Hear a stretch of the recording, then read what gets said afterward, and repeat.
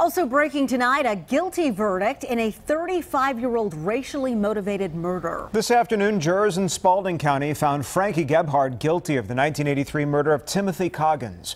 Prosecutors say Gebhardt killed Coggins because he talked to a white woman. Now, Fox 5's Deidre Dukes was in the courtroom as that verdict came down. She joins us live now from Spalding County. And Deidre, you just spoke with Coggins' family. Yeah, the jury got the case late yesterday. They deliberated for about an hour before returning here this morning, announcing that they had got a verdict at around 3 o'clock this afternoon.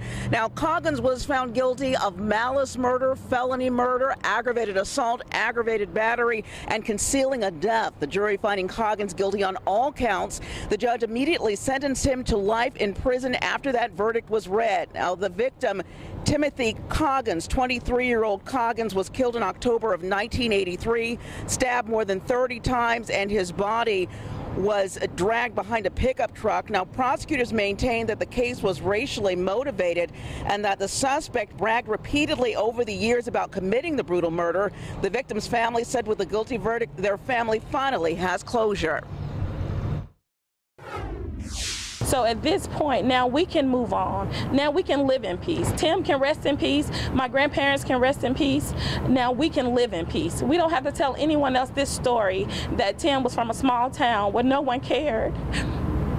Where no one cared and no one was brought to justice for his murder. And to be clear, the suspect in that case, Frank Gebhardt, I misspoke. The suspect in the case, Frank Gebhardt, the victim, Timothy Coggins.